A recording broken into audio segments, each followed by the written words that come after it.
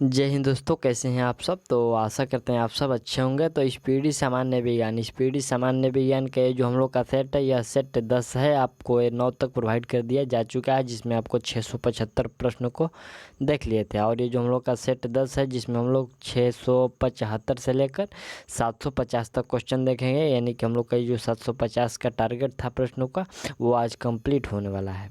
तो चलिए हम लोग देखते हैं प्रश्न को और ये सेट लगाते हैं। और इसके बाद हम लोग जो देखेंगे तो वह वन लाइनर सेट को देखेंगे, जिसमें फिजिक्स का अलग, केमिस्ट्री का अलग और बायोलॉजी के अलग वन लाइनर प्रश्न होंगे। चलिए हम लोग सेट को देखते हैं। तो ये जो हम लोग का सेट का पहला प्रश्न, ये हम लोग 75 तक कंप्लीट कर लिए थे। यहाँ 75 तक कंप्लीट कर लिया। हम लोग 76 से देखते हैं। यहाँ पर है कि संसार में किसकी जीव संख्या सर्वाधिक है। संसार में किसकी जीव संख्या है जो सर्वाधिक है। तो बिल्कुल इसमें जो आपका राइट आंसर हो जाएगा, यह मछली का सर्वाधिक है। राइट आंसर ये हो जाएगा। चलिए अगला प्रश्न देखते हैं 77 नंबर, कि जल से बाहर निकाले जाने पर मछलियाँ मर जाती है क्योंकि। तो मर जाती है क्योंकि वे श्वास नहीं ले पाते, इसलिए वो मर जाती है। राइट आंसर सी हो जाएगा। चलिए अगला प्रश्न हम लोग का है कि क्यों शीतकाल की तुलना में ग्रीष्मकाल में अधिक मछलियाँ मरती है। तो शीतकाल की अपेक्षा ग्रीष्मकाल में अधिक मछलियाँ क्यों मरती हैं। यहाँ पर शीतकाल की तुलना में ग्रीष्मकाल में क्यों मछलियाँ अधिक मरती है। तो यह मछलियाँ मरती है CO2 के अपक्षय के कारण। CO2 के अपक्षय के कारण। राइट आंसर सी हो जाएगा। चलिए अगला प्रश्न देखते हैं। प्रश्न है कि मेढक के हृदय में कितने कक्ष होते हैं, कितने कोष्ठ होते हैं। तो मेढक के हृदय में आपको 3 कोष्ठ होते हैं। राइट आंसर बी हो जाएगा, 3 होते हैं। और यहाँ पर जो मनुष्य होता है, मनुष्य में यहाँ पर 4 होता है। ठीक, ये जो हृदय का कक्ष होता है। चलिए अगला प्रश्न हम लोग का है कि शीतरक्तीय प्राणी है। शीतरक्तीय प्राणी कौन सा है। तो यहाँ पर जो मछली, मेढक और छिपकली, ये उपयुक्त में से सभी जो हैं शीतरक्तीय प्राणी है। चलिए अगला प्रश्न देखिए। प्रश्न है कि नृशंस प्राणी कौन सा है। नृशंस प्राणी जो है कौन सा है। तो बिल्कुल ये जो राइट आंसर हो जाएगा, कछुआ हो जाएगा। ठीक, नृशंस प्राणी में कछुआ आएंगे। अगला प्रश्न हम लोग का यहाँ पर है। प्रश्न है कि घोंसला बनाने वाला एकमात्र सांप है। घोंसला बनाने वाला एकमात्र सांप कौन सा है। तो वह सांप है किंग कोबरा, जो कि वह घोंसला निर्माण करता है। राइट आंसर बी हो जाएगा। चलिए अगला प्रश्न हम लोग का 83 नंबर है कि डायनासोर थे। तो डायनासोर थे, ये मेसोजेइक सरीसृप थे। मेसोजेइक सरीसृप के वर्ग के आते थे ये जो डायनासोर होते थे। राइट आंसर डी हो जाएगा। चलिए अगला प्रश्न हम लोग का 84 नंबर की कौन सा प्राणी सांपों से लड़ता है। कौन सा प्राणी है जो सांपों से लड़ता है। तो यहाँ पर नेवला जो है सांपों से लड़ता है। चलिए अगला प्रश्न है हम लोग का कि न्यूजीलैंड में पाए जाने वाला उड़नहीन पंछी है। न्यूजीलैंड में पाए जाने वाला उड़नहीन ये पक्षी कौन से हो जाएंगे। तो बिल्कुल वह पंछी है आपका कीवी। राइट आंसर सी हो जाएगा, वह पंछी कीवी होगा। अगला प्रश्न हम लोग का 86 नंबर की आर्कियोपेट्रिक्स है। तो ये जो आर्कियोपेट्रिक्स है ये क्या है।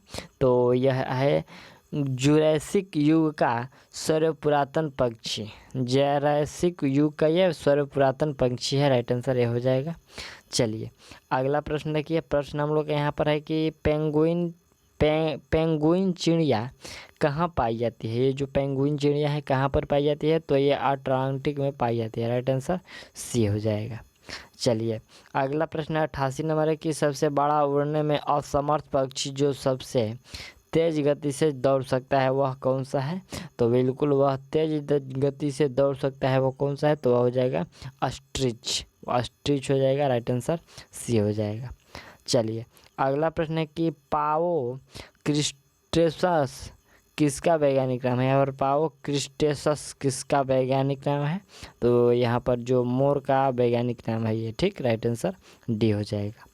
चलिए अगला प्रश्न हम लोग का देखते हैं 9-10। यहाँ पर 90 नंबर है कि डॉल्फिन किस वर्ग का उदाहरण है। ये जो डॉल्फिन है किस वर्ग का उदाहरण है। तो यह स्तनधारी वर्ग का उदाहरण है। राइट आंसर सी हो जाएगा। अगला प्रश्न है कि निम्नलिखित में से कौन सा प्राणी स्तनधारी नहीं है। स्तनधारी प्राणी कौन सा नहीं है। तो मछली जो है वो स्तनधारी नहीं है। राइट आंसर ए हो जाएगा। अगला प्रश्न देखिए, प्रश्न है कि डॉल्फिन वर्गीकृत किए जाते हैं। ये जो डॉल्फिन है वर्गीकृत किए जाते हैं किस में, तो ये अस्तनी में किए जाते हैं। ठीक, राइट आंसर डी हो जाएगा। चलिए अगला प्रश्न देखिए, प्रश्न है कि 693 नंबर, भारत का राष्ट्रीय अस्तनी, भारत का राष्ट्रीय अस्तनी कौन सा हो जाएगा। ठीक, तो बिल्कुल वहाँ पर राइट आंसर हो जाएगा बाघ। राइट आंसर डी हो जाएगा, भारत का राष्ट्रीय अस्तनी बाघ हो जाएगा। चलिए अगला प्रश्न है कि व्हेल के हृदय में कितने चैम्बर होते हैं, कितने कोष्ठ होते हैं व्हेल के हृदय में, तो बिल्कुल इसका राइट आंसर हो जाएगा 4 हो जाएगा। व्हेल में 4 चैम्बर होते हैं। अगला प्रश्न क्या है, प्रश्न है कि निम्नलिखित में से नियत तापी प्राणी कौन सा है। नियत तापी प्राणी है यहाँ पर कौन सा है, तो ये जो चमगादड़ है नियत तापी प्राणी है। राइट आंसर सी कर लीजिए। चलिए अगला प्रश्न यहाँ पर हम लोग का है, प्रश्न है कि मनुष्य में कुल कितनी हड्डियाँ होती है। मनुष्य में हड्डियों की संख्या 206 होती है। राइट आंसर बी हो जाएगा। चलिए अगला प्रश्न है कि मनुष्य की खोपड़ी में कितनी अस्थियाँ होती है, तो मनुष्य की खोपड़ी में अस्थियाँ होती है आपकी 8। राइट आंसर ए हो जाएगा, मनुष्य की खोपड़ी में 8 अस्थियाँ होती है। और अगला प्रश्न है कि मनुष्य के शरीर में पसलियों कितने जोड़े होते हैं। यहाँ पर जोड़े में पसलियों की संख्या पूछा गया है, तो वह हो जाएगा 12। राइट आंसर ए हो जाएगा। चलिए अगला प्रश्न हम लोग यहाँ पर है कि शरीर का सर्वाधिक प्रबल अस्थि होती है। शरीर का सबसे मजबूत हड्डी, यहाँ पर अस्थि मतलब हड्डी और ये प्रबल मतलब मजबूत, तो कौन सी है, तो बिल्कुल वह जो हो जाएगा आपका कौन सा, ये जबड़े का हड्डी आ जाएगा। राइट, ठीक, राइट आंसर भी हो जाएगा, वह जबड़े का हड्डी जो सबसे मजबूत होती है। चलिए अगला प्रश्न है कि मनुष्य के शरीर में पैर की हड्डी, पैर का हड्डी, तो पैर का जो हड्डी होता है वह कैसा होता है। ठीक, तो ये पैर का हड्डी खोखली होती है। राइट आंसर ये हो जाएगा, यह खोखली होती है। चलिए अगला प्रश्न है कि टिबिया नामक हड्डी किस में पाई जाती है, तो टिबिया नामक हड्डी ये आपको टांगों में पाई जाती है। राइट आंसर बी हो जाएगा। अगला प्रश्न है कि मानव शरीर के किस अंग की हड्डी सबसे लंबी होती है। सबसे लंबी हड्डी, तो यहाँ पर जांघ की हड्डी कौन सी हो जाएगी, जांघ की हड्डी जो सबसे लंबी होती है। अगला प्रश्न है कि मनुष्य के जीवन काल में कितने दंत 2 बार विकसित होते हैं। कितने दांत जो होते हैं 2 बार विकसित होते हैं, तो यह जो विकसित होते हैं 2 बार वह 20 दांत है। ठीक, राइट आंसर सी हो जाएगा। अगला प्रश्न देखते हैं हम लोग। अगला प्रश्न यहाँ पर है कि मानव शरीर में पाचन का अधिकांश भाग किस अंग में संपन्न होता है। किस अंग में संपन्न होता है, तो यह छोटी आंत में संपन्न होता है। अगला प्रश्न हम लोग का है कि अधिकतम पोषक तत्व रक्त में कहाँ से अवशोषित किए जाते हैं। ये कहाँ से अवशोषित किए जाते हैं, जो अधिकतम पोषक तत्व रक्त होते हैं। ठीक, तो यह अवशोषित किए जाते हैं छोटी आंत से। ठीक, राइट आंसर सी हो जाएगा। चलिए अगला प्रश्न देखते हैं। प्रश्न हम लोग का है कि लार में कौन सा एंजाइम पाया जाता है। लार में कौन सा एंजाइम पाया जाता है, तो इसमें टाइलिन पाया जाता है। राइट आंसर बी हो जाएगा। चलिए अगला प्रश्न है कि पेट में भोजन को पचाने के लिए निम्नलिखित में से किसकी खास आवश्यकता होती है। किसकी खास आवश्यकता होती है, तो एंजाइम की खास आवश्यकता होती है। राइट आंसर इसमें आपका सी हो जाएंगे। चलिए अगला प्रश्न है कि मुख्य से निकला लार किसका पाचन करती है। ये जो मुंह से निकला हुआ लार जो होता है किसका पाचन करता है, तो यह स्टार्च का पाचन करता है। राइट आंसर बी हो जाएगा। चलिए अगला प्रश्न देखिए। प्रश्न है कि निम्नलिखित में से किस अम्ल की उपस्थिति मानव पेट में होती है। मानव पेट में, तो सल्फे यहाँ पर हाइड्रोक्लोरिक अम्ल। राइट आंसर बी हो जाएगा, जिसकी उपस्थिति मानव के पेट में होती है। चलिए अगला प्रश्न देखिए। प्रश्न है कि पाचन क्रिया में प्रोटीन निम्नलिखित में से किस पदार्थ में बदल जाते हैं, तो ये जो प्रोटीन है किस पदार्थ में बदल जाते हैं, तो बिल्कुल यह जो बदल जाते हैं वह बदल जाते हैं एमिनो अम्ल में। राइट आंसर सी हो जाएगा। चलिए अगला प्रश्न हम लोग का है कि निम्नलिखित में से वह अंग कौन सा है जो मानव शरीर में ग्लाइकोजन के रूप में कार्बोहाइड्रेट को जमा करता है। ग्लाइकोजन के रूप में कार्बोहाइड्रेट को जमा करता है, तो वह हो जाएगा आपका यकृत। राइट आंसर डी कर लीजिए। चलिए अगला प्रश्न देखते हैं। प्रश्न के पित्त निम्न में से किसके द्वारा पैदा किया जाता है। पित्त यह किसके द्वारा पैदा किया जाता है, तो यकृत के द्वारा। राइट आंसर ए हो जाएगा। चलिए अगला प्रश्न हम लोग का है कि पित्त जमा होता है, तो ये जो पित्त होता है यह पित्ताशय में जमा होता है। राइट आंसर ए हो जाएगा। अगला प्रश्न है कि पेस मेकर का संबंध किससे है, तो पेस मेकर का जो संबंध है यह हृदय रोग से है। ठीक, राइट आंसर डी हो जाएगा। पेस मेकर का संबंध हृदय रोग से है, हृदय से है, यहाँ पर हृदय रोग नहीं हो, हाँ हृदय में जो विकार उत्पन्न होता है उसी को पता लगाने के लिए। चलिए अगला प्रश्न है कि पेस मेकर का कार्य, यहाँ पर देखिए पेस मेकर का कार्य पूछ दिया गया, तो यह होता है दिल की धड़कन प्रारंभ करना। ठीक, राइट आंसर सी हो जाएगा। चलिए अगला प्रश्न हम लोग का है कि गति प्रेरक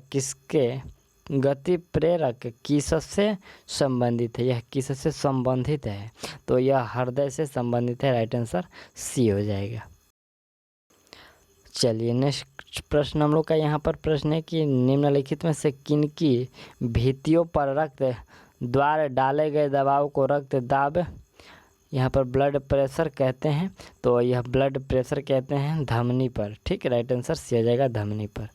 चलिए अगला प्रश्न हम लोग का है कि मनुष्य के शरीर में हृदय को एक बार धड़कने के लिए कितना समय लगता है, एक बार धड़कने के लिए कितना समय लगता है, तो बिल्कुल यहाँ पर जो समय लगता है वो 0.8 सेकंड लगता है। और ये जो 1 मिनट, यहाँ पर जो 1 मिनट में यह धड़कता है तो यह 72 बार धड़कता है। राइट आंसर बी इसका 72 बार हो जाएगा। ठीक, चलिए अगला प्रश्न ऐसा ही कुछ है। प्रश्न कि स्वस्थ मनुष्य में प्रति मिनट हृदय स्पंदन जो दिल का धड़कन होता है वह होता है, तो वह 72 बार होता है। ठीक, प्रति मिनट में 72 बार। राइट आंसर सी कर लीजिए। चलिए अगला प्रश्न हम लोग का यहाँ पर है कि स्वस्थ मनुष्य का रक्तचाप होता है, तो रक्तचाप जो होता है वह कितना होता है 120/80 mm। ठीक, 120/80 mm होता है। राइट आंसर ये हो जाएगा।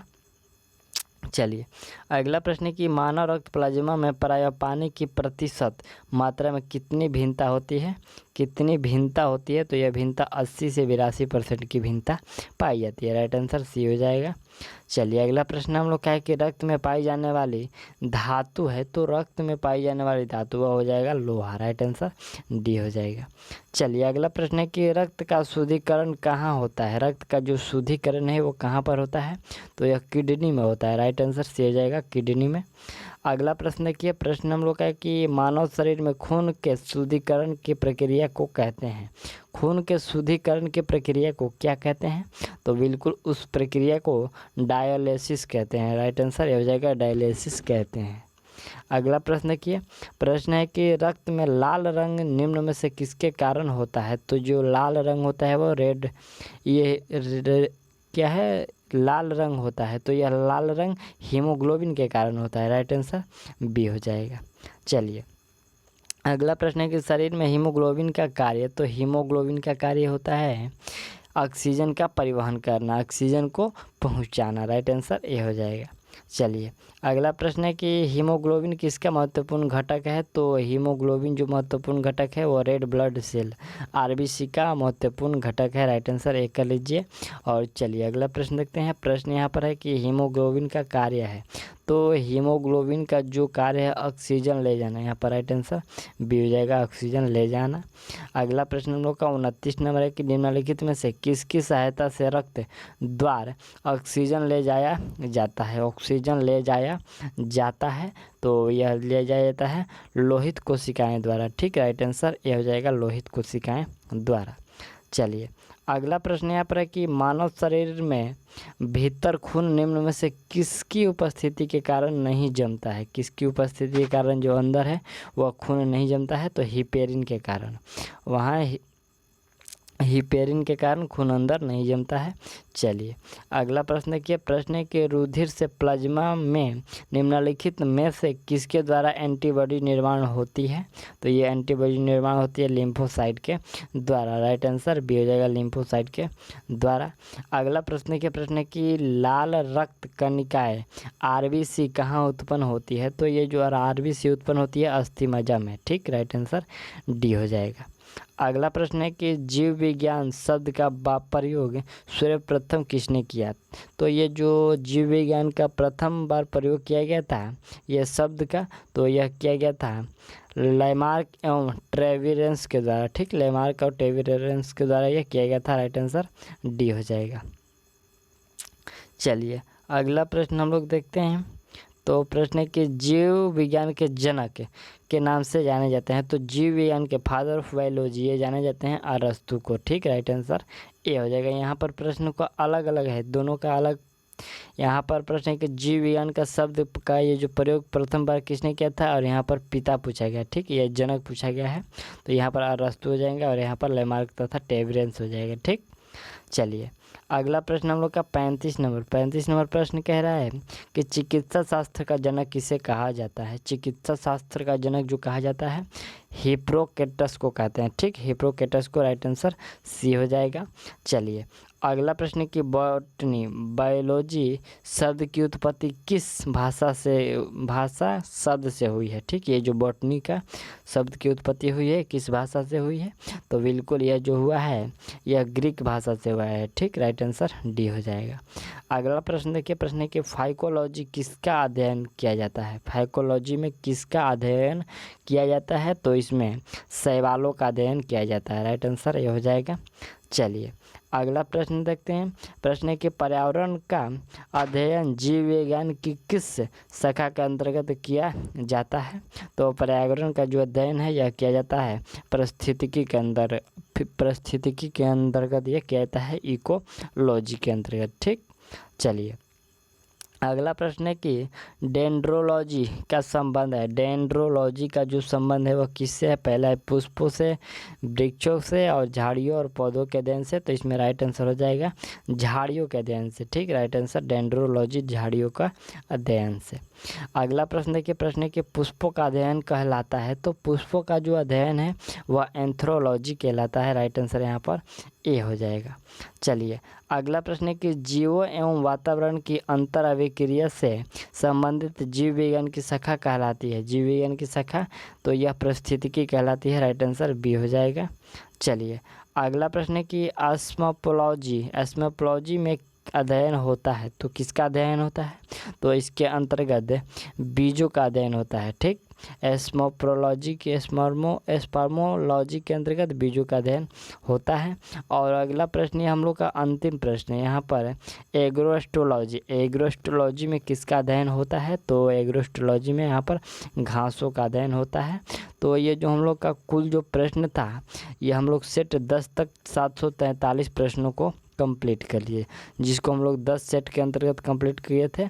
यहाँ पर 75 एक सेट में 75 प्रश्न लगभग देखे थे। तो ये जो हम लोग का 10 आज सेट है वह सेट कंप्लीट हो गया, जिसमें 743 प्रश्न था इस पीडी के चैप्टर में। तो ये हम लोग कंप्लीट कर लिया। और अगले बार से हम लोग यहाँ पर 1 लाइनर प्रश्न, फिजिक्स का अलग, केमिस्ट्री का अलग और यहाँ पर बायोलॉजी का अलग 1 लाइनर के रूप में दिया जाएगा। तो मिलते हैं अगले वीडियो में, तब तक के लिए थैंक्स।